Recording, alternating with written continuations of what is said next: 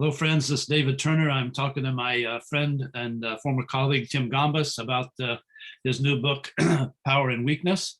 And I thought I would give Tim a chance to tell folks who are interested in Grand Rapids Theological Seminary, who may be looking at this, how things have been going there this year with the COVID situation and how the educational process has been altered and maybe even enhanced in some ways by this disease. So Tim, thanks for taking the time to come in and talk about the book. Yeah, thanks for doing this, David. It's really great to see you. It's great to talk a little beforehand, talk a little bit of baseball and some other stuff. Yeah, this year has been absolutely bananas for everybody, and it's thrown us this unanticipated challenge. Initially, a year ago, the final half of the spring semester in 2020, we just sort of transitioned everything to online learning. Which gave us the whole summer to plan how we were going to do things for this year. And thankfully, the administrative team here adopted a model that I think a lot of other schools have gone to as well, this high flex model. But we jumped in and decided to do it right away back in, I think, May, which gave us a lot of time to prepare and put together our classes thoughtfully. And it has gone unbelievably well. It's really, the transition in many ways has felt seamless. There's been a couple of technological hiccups here and there, randomly that happen. But what's interesting is we've gone to this model where together in a single class are students that are on site, students that are live remote. So we're all in a class discussion together, and then students who are taking the same class but are asynchronous, so they check in with the class content online whenever they want to during the week. And I think honestly it's led to a couple of unanticipated positives. Students can take the course anywhere in the world along with students that are sitting in class. So in the past year we've had one person joined us from far Western Canada, was in a class with us on Friday mornings. I don't know what time he had to get up to be in class at 6 o'clock his time in the morning. Had a student in San Diego, got a student right now in Oklahoma. So the reach and the access have been enhanced, which is great. But the one thing that I really enjoyed is the way that each class week unfolds. So class, content is put online in videos that everybody watches, and then our class meetings are 90 minutes of just pure discussion of the content. So you know how it is when you have our former model of just 3-hour class blocks where you've got a good mix of lecture and discussion. Right now, the content is delivered in readings or through videos, and then the gathering or the meeting is designed solely for discussion. And so it's just fun. So like this morning, in the Gospels class that I inherited from you, we just showed up and we knew we were going to take 90 minutes to talk about John 1 to 18. Wow. And it's like, probably about 40 minutes of talking about features of John, student driven. So, we're all discussing stuff that we've observed in our study of John. And then about 30 minutes of talking about, about 15 minutes of talking about grammar and some translational difficulties that people would have had. And then about a half hour talking about narrative features and theological features that are just there in John 1. And all of that is sort of like based on the lecture content, based on student reading, and based on working carefully through John 1. This is just all stuff that we wanted to share. So it just makes, I always look forward to class times, but because it's going to be discussion, it just makes it fun to come to class. So I think a lot of these sort of developments were kind of on their way with how much technology was going to either, depending on how you see it, was going to either enhance or provide opportunities for or overtake education. I think that the COVID situation just sped everything up. but overall, I think it's been really positive. Hmm. Well, that sounds good. I think you're right. It was on the way to start with, and the COVID just sort of sped up the process. Yep. So it's great that you can reach out to people who live all over the world with this media while you're still talking to people sitting across the table or whatever. Yeah, and it's been seamless. Like we have, there are 2 or 3 people that show up in person, and then about 7 or 8 that show up, and everybody can hear each other. And I was dreading it, having to look at people in the face and then also pay attention to my screen to see if somebody had their hand raised or whatever. But it's been easy. Great. And once you do it for a while, like anything, it just becomes second nature. Yeah, cool. Well, that's good to hear. So let's get into the book. You're an academic. You know all the big words, and you've also served in ministry capacities, and your heart is very sensitive to ministry. And this is a book that's not so much written for academics, but as I'm looking at it, written for pastors and other people who are ministry-minded folks. So tell me about how you came to write the book and the process that you went through in your own life. Yeah, it came about because there was a season from about 2005 to 2011 where Sarah and I were involved in a church plant. We didn't have an official staff. It was sort of everybody participated, and we had a leadership team. Because I was the only person seminary trained on that team, I ended up doing, we shared the teaching and all that, but I ended up doing the bulk of it. And I noticed that in my professional teaching, I just started talking a whole lot more about ministry when it came time to sort of think about implications of when I was teaching New Testament survey. My mind was always gravitating toward how these texts involved how ministry would be transformed and how we should be thinking about ministry. And that was one of the big reasons why I ended up coming up here to GRTS 10 years ago, is I just thought, I just want to be teaching people who are headed for ministry or who are in ministry. And then over the last 10 years, in teaching exegesis of Paul's letters, and then in teaching New Testament book electives, these are the kinds of things I just was talking about all the time, in talking about Paul's emphasis on shaping his identity through shameful social situations, or his adoption of shameful social stations, like talking about himself in terms of being an incarcerated person or a slave or a servant. Just constantly discussing with people in ministry, how does that shape how we think of ourselves as ministers or as people serving the church? And yeah, this is an academic context, but as you know, and you had a big part in shaping this, GRTS has just a great legacy of high academic standards, but also a strong commitment to the local church. And so in doing scholarship in this context, I'm always thinking about how that translates to practical ministry. And that's the content of all my classes. And so I was thinking about how to put that together in book form. And this book, which I set out to write a very different book, it ended up in this form. And I'm just really happy with it. So it's basically what I've been teaching the last 15 years. Excellent. Well, give us just a real quick summary of what's in the book. How does the content flow? Well, the book's idea was born, I should say, in sort of a season of ministry difficulty for myself, where just sort of the result of power dynamics in church leadership.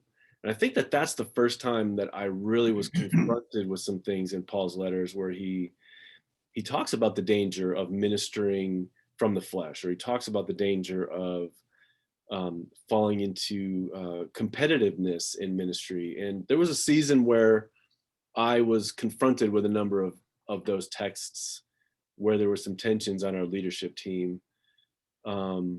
So I start the book talking about Paul's pastoral ministry from a real fleshly perspective, because there was a time when during Paul's pre-conversion life where he would have seen himself in terms of being in ministry. I mean, he was trying to produce God's resurrection purposes on earth through power and through coercion of sinners and through really coercing God, and being involved in a ministry mode that was thoroughly corrupted. And he didn't see it at the time. He thought he was carrying out God's purposes. And I thought that was a mode of ministry that I had sort of fallen into, just wanting to see God's purposes carried out, but also being a bit burned out and starting to minister out of a sense of frustration. And I just thought that message could be communicated to a wider audience, because I think that that's a temptation for many ministers. I think that there's a lot of pastors out there that are frustrated or burned out or tired, and the temptation is to try to cajole or to coerce or to drive people to actually be involved in the life of the church like pastors think that they should be, but to do so out of motivations that are anything but noble. And that's nothing wrong with pastors. It's not that pastors are bad people. I think that some of the constructs for how we conceive of ministry are not great, and they provide special temptations for people. So anyway, I meditate for a while on Paul's pastoral ministry that was carried out in a fleshly mode through power, and some of the dynamics that he was caught up into, like accumulating socially impressive credentials, being involved in competition with fellow ministers. He talks about in Galatians 1 how he was surpassing all his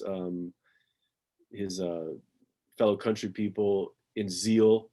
So I mean, he saw himself as sort of on this upward trajectory of accumulating prestige in his mode of ministry. And then of course, when he meets the crucified and exalted Christ on the Damascus Road, that completely transforms his ministry mode, and he sees that God exalts the one whose life takes the shape of the cross. So from that point on, he aims to sort of shape his ministry according to the cross. And the rest of the book is just a consideration of what does that look like when it comes to how to see others in ministry. If we turn from competition, what do we turn towards? And then, so I talk about Paul's partnerships in ministry, which is something that I think, honestly, I don't know that I'd noticed that as much before, how many of Paul's letters are written from Paul and somebody, Paul and Epaphroditus, or Paul and Timothy. And then all the closing greetings are all, he's talking about all the people that are, with him when he's writing, and about people who are co-servants or co-slaves or co-prisoners. I mean, I still see Paul as this, the executive apostle, the main guy, but he never would have talked about himself in those terms. I mean, he was part of a team and sort of wrote his letters to emphasize that, and our wanting to make him into this great apostle is sort of working against the grain of his own intentions in his texts. Yeah. So ministry competition, and then his turn from credential accumulation that would have been socially impressive to his pursuit of actually credentialing himself in ways that make himself look sort of socially beneath his audiences. He's a servant or he's a slave, or posturing himself alongside his audiences, but never putting himself above his audiences. I mean, he's always a servant or a partner. He's never like a lord or whatever. So it was sort of a consideration of all the ways that we can draw wisdom from Paul for contemporary pastoral ministry. Yeah. And there's a lot. Yeah. That's great. There was one thing I noticed in chapter 2. You entitled the chapter related to Paul's conversion, and I know that's been something of a debate in academic circles about whether Paul is converted to a new religion, quote unquote, or whether he's just been redirected, called to serve the Gentiles, not just the Jews. So I don't want to drag off into sheer academic stuff here, but could you take just a minute and and tell us why you went with the idea of Paul being converted rather than just called. Yeah, I partly just to avoid, getting bogged down into the arcane debate, and because people, I think for most people in ministry, just not interested in what's the cash value of that debate. Yeah. I do think it's interesting, but that would easily get very involved into talking about, the anachronism of talking about Christianity with reference to Judaism in the first century, because that's really anachronistic. Yeah. But also, I think the value is that the value of avoiding that discussion and staying with conversion is that Paul really did have a conversion of his imagination.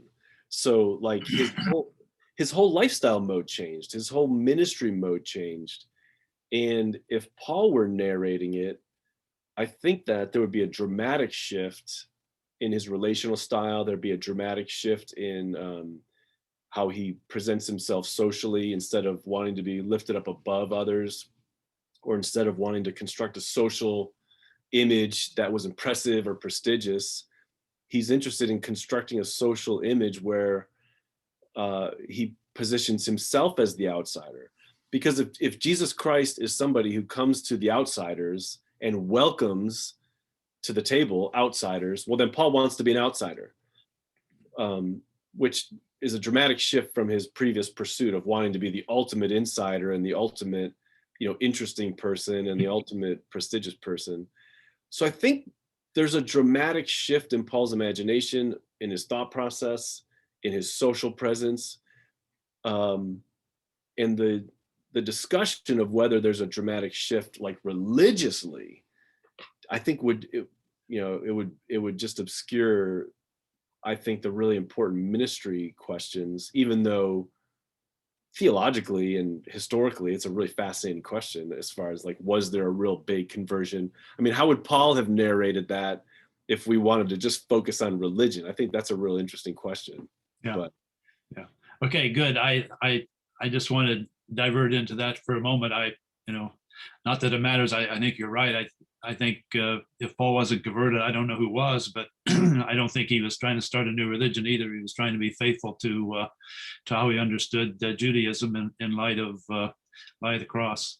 yeah. So speaking of arcane academic terms, cruciformity. So this is what the book is about, essentially, and doing ministry in light of cruciformity. Could you break that down a bit and maybe talk about some of the key biblical texts just for a minute, and what cruciformity means for those who are watching who aren't used to seeing Latin words made into English words? Yeah, I came across this term in my study of Ephesians when I was doing my doctoral work,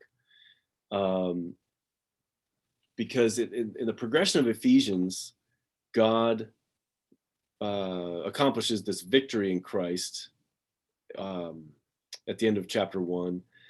And then in chapter 2, Paul narrates how that victory is accomplished, and it is accomplished in the cross, in and through the cross. I mean, the cross is the ultimate loss for Jesus and for God. And then in this completely upside down way, it becomes the means of God's victory. So it's both loss and triumph, and it's perfectly in keeping with the upside down character of the gospel.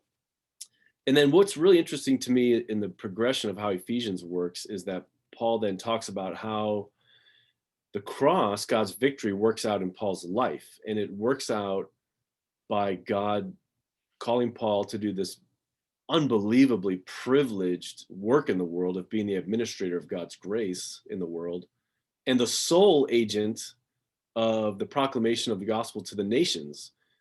I mean, which is great privilege, but that great privilege is most strategically embodied by Paul being an incarcerated individual.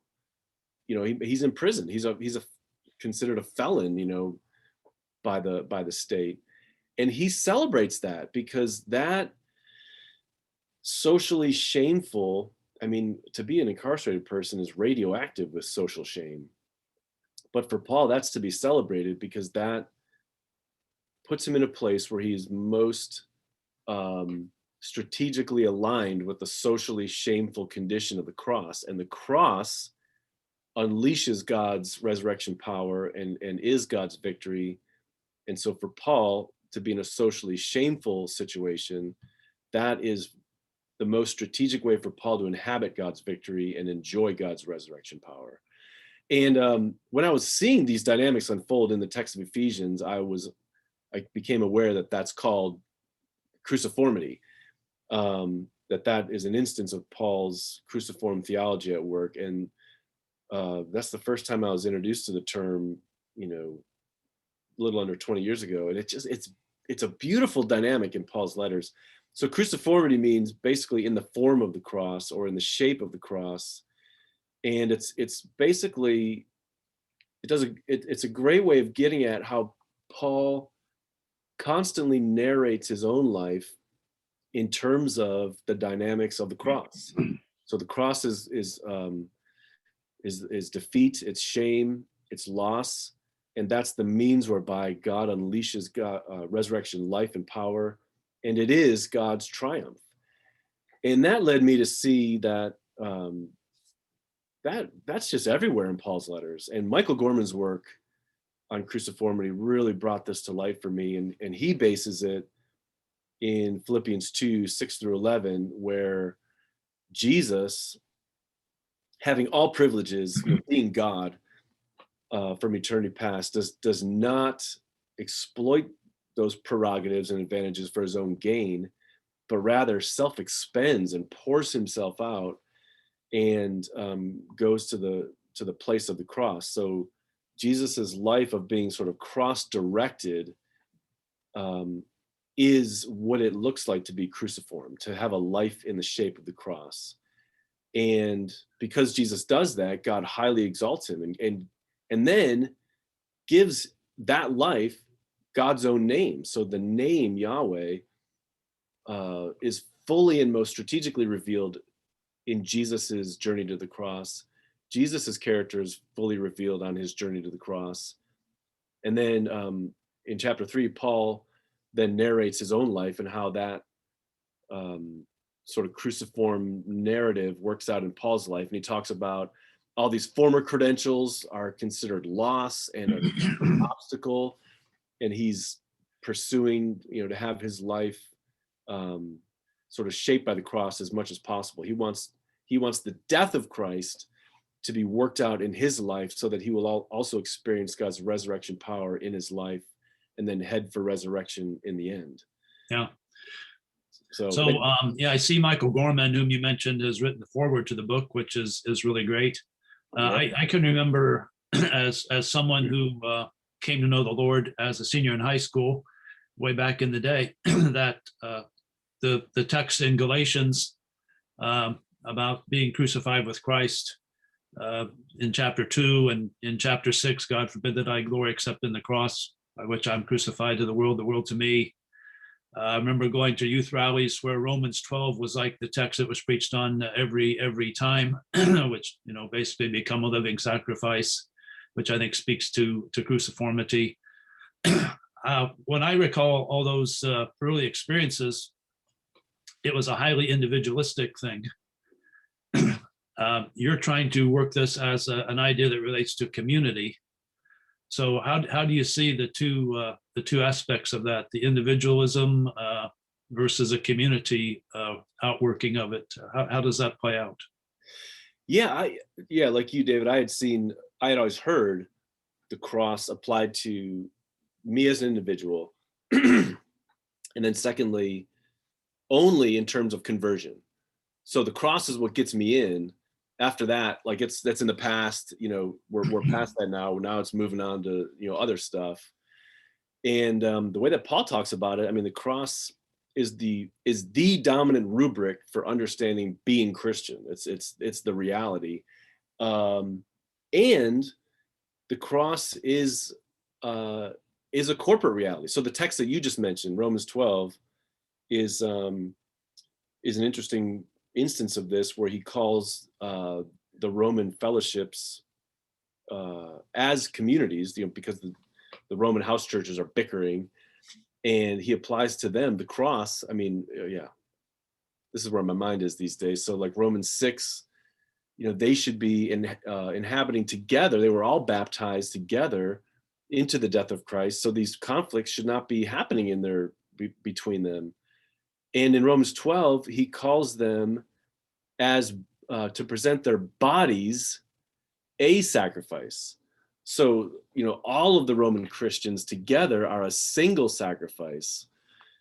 Paul works from this mode in Galatians is a great instance of it, but also in 1 Corinthians, where the way that the Corinthians are practicing the Lord's Supper, breaking down into groups that are in conflict along socioeconomic lines, with the rich kind of holding their privileges over against the poor. Yeah.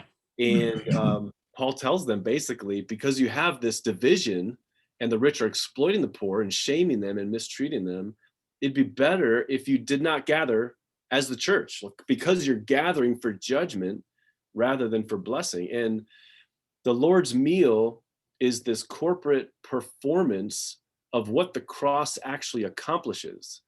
And which is why Paul says that when you eat the meal, when you gather together for this feast, you proclaim the Lord's death. So he doesn't say that, when you gather to eat the meal, you should have preaching. The meal is the preaching, because it's when this group gets together that gathers across socioeconomic lines, across gender lines, across ethnic lines, and together performs this act that says we belong together in a way that's not a trade guild or an ethnic group or a family. When they gather, they proclaim the Lord's death. So cruciformity takes the shape of a community gathering together and celebrating unity. So it's actually fundamentally communal. My life is in the shape of the cross when I gather with a group and perform, cruciform acts of giving my time, or grieving with someone who is grieving, or celebrating with somebody who is celebrating, or giving honor to somebody that our culture says isn't honorable. So really, cruciformity, just like everything having to do with being Christian, involves corporate behaviors. It's all the one another's. It's behaving in servant-oriented ways in community is really what it's all about. Yeah, good. Yeah, that makes a lot of sense to me. And I think we, depending upon the local assembly that one is engaged with, sometimes the individualistic part of it is never developed very well into the idea that this works out as you relate to other people, and all those Pauline one another's are really important for that. Oh, totally. Yeah. And we could say it in the opposite way. To behave in community, not in a cruciform fashion, would be to see the church as like the means of my fulfillment, or would be to participate in my church in a competitive way, or in a power grabbing way, or an attention grabbing way, or to see to it that my agenda is accomplished, or to be self-assertive in ways that sort of hold power over against others. And I think it can show up in a lot of unanticipated ways as well, where, I think it's the responsibility, or we could say maybe the delight of people like you and me as white men to be very cognizant of the values that are up and running with regard to how women participate in our churches. So to be sharing attention and power and social influence with women or people of color. Whereas the cross might have certain things to say to me to embrace weakness, I think the cross does things in community to people who have been historically marginalized, to elevate them and grant them dignity, and to sort of bring them into the fullness of community, whereas the values that are up and running in our larger culture often relegate them to the margins, which is just inappropriate completely. Yeah, good. Yeah, amen. So who should read this book? Who did you have in mind when you wrote? Who would you like to see check it out? My goal is one book in every American home. You want to rock it to the top of the Amazon list, eh? That's our goal, man. So I wrote a book about weakness, but what I'm after is really power. Yeah, I just like, your career here at GRTS and mine, I feel like it's a privilege to be involved in serving the church and being an aid and a servant to pastors and people in ministry, because we're the ones that are offering equipping, but I mean the people out there in the trenches are the ones who are really doing it. And so I sort of offered as a gift to people in ministry, people who are in church leadership, people who love and support and serve pastors and ministry leaders. I mean, I'm hopeful that it's a gift to people that are committed to the church, but I really do hope that all Christians read it, because I think that it can sort of function as something of a guide to how to be Christian in the body of Christ, how to be a body part, which is what we all are. I mean, I think all the time about myself as an elbow, and I'm responsible to a wrist, and I'm the beneficiary of a shoulder, and I have to be thinking about myself in an organic body. And the way that Paul thinks about himself in an organic body is through this lens of the cross. So it's a little bit of a guide to life as the church. I hope people that are interested in being part of the church read it, and I hope that people that are interested in leading or exercising responsible care for the church also read it. Sounds good. Is there anything else that you'd like to say about the book before we shut down here with the video? Anything else on your mind about it you'd like to share? To my mind, it's the heart and soul of everything that I teach. I think that it's probably my favorite thing that I've ever written, and I love how it came out. I really am happy with it, and I kind of chuckle. There's been a couple of reviews of it that have kind of mentioned how short it is, and it just makes me laugh, because I feel like I put my heart and soul into the thing, and it's only 150 pages. I think it's an indicator of the size of a well that I'm working from. I've got something to contribute, but I'm like a 7th or 8th place batter. I'm not a cleanup hitter. I'm not a leadoff hitter. I do my job. So I really love how it took shape, and I hope it's useful to people. Yeah, it's interesting that critique of the book has to do with its size rather than its quality. Maybe that's telling about our culture around us anyway, that can't be good unless it's big. Yeah, that's right. I wrote a book in a way that would be the kind of book that I would like to read. I mean, I really only have an attention span for maybe 5,000 to 6,000 word chapters and books that are about 160 pages. So pastors have a lot of demands on their time. I'd rather just get to the point and have something be readable than overwhelming. So I'm happy with how it took shape. Okay, good. Well, I think probably if you had written a massive tome full of footnotes and extended bibliography, people would have been had a problem with that as well. So yeah, one thing I thought about reviewing books is you have to review the book that's written. You can't review the book that you think should have been written. You have to review the book that the author wrote. So those kind of comments are sort of irrelevant, really, to doing a book review. I think you're reviewing the book that's written, not the book you would have written. That's it. That's exactly it. It's common error by reviewers. Yeah. So Tim, thanks very much. And all of you who would like to think about this book, this is what it looks like. So we'll have a link on the website to the where you may buy the book.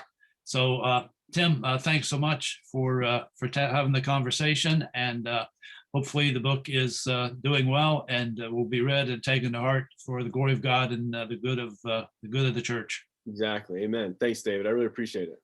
All right. Amen, brother. We'll talk to you later. Bye-bye. Be well.